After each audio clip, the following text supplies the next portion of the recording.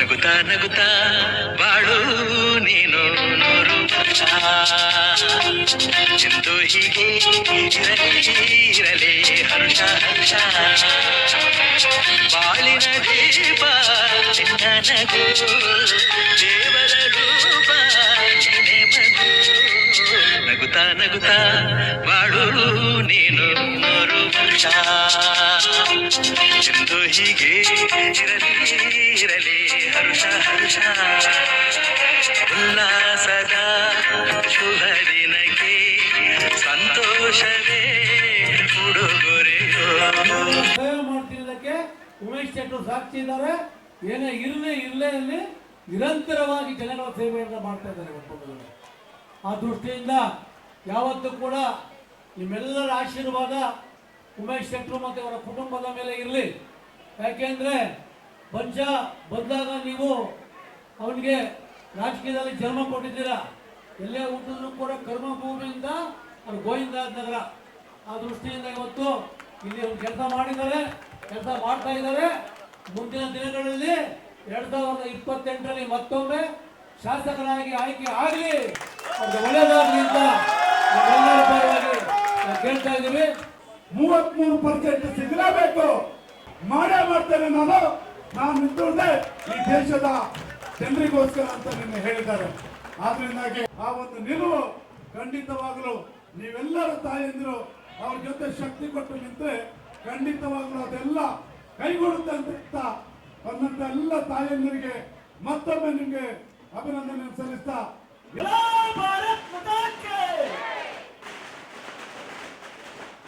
ಮನತುಂಬ ಒಂದು ವಿಷಯವನ್ನ ನಿಮ್ಮ ಜೊತೆ ಹಂಚಿಕೊಳ್ಳಲು ಇಷ್ಟಪಡ್ತೀನಿ.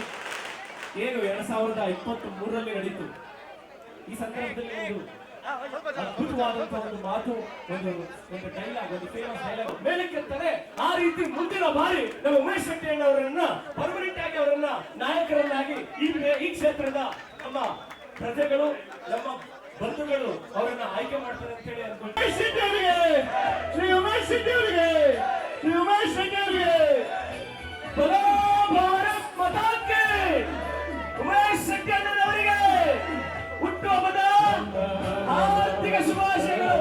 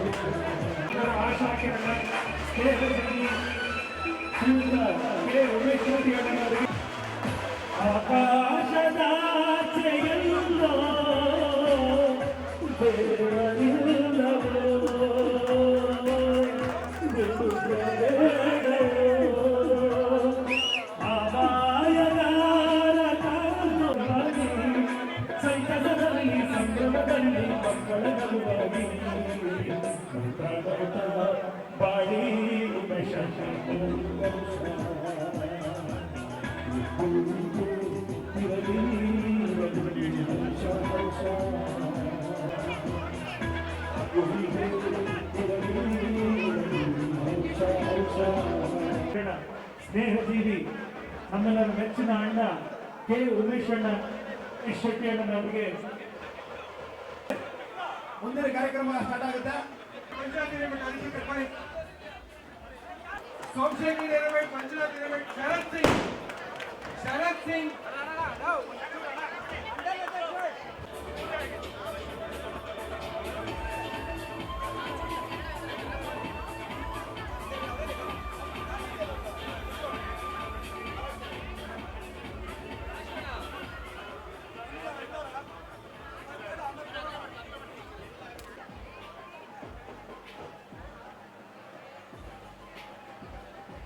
ಮಾಡ್ಕೊಂಡು ಮೇಲ್ಗಡೆ ಬನ್ನಿ ಇವಾಗ.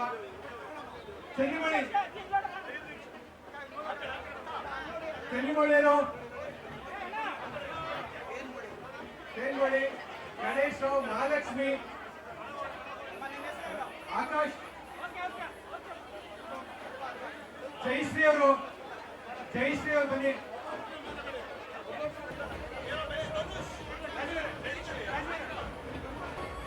ದೀಪಕ್ ವಿ, ರಂಗನಾಥ್, ಗುರುಲಕ್ಷ್ಮಿ,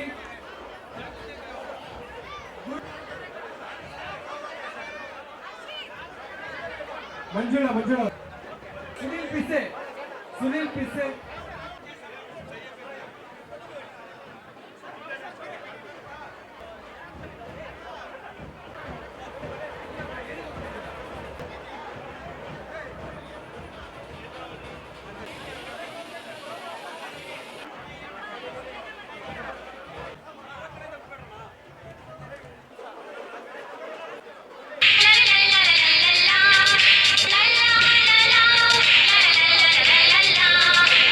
ನಗುತ್ತಾ ನಗುತ್ತಾ ಬಾಳು ನೀನು ನೂರು ವರ್ಷ ಎಂದು ಹೀಗೆ ಇರಲಿ ಹರ್ಷ ಹರ್ಷ ಬಾಳಿನ ದೀಪ ನಿನ್ನ ನಗು ದೇವರ ರೂಪ ನೀನೆ ಮಗು ನಗುತ್ತಾ ನಗುತ್ತಾ ಬಾಳು ನೀನು ನೂರು ವರ್ಷ ಎಂದು ಹೀಗೆ ಇರಲಿ ಹರ್ಷ ಹರ್ಷ ಉಲ್ಲಾಸ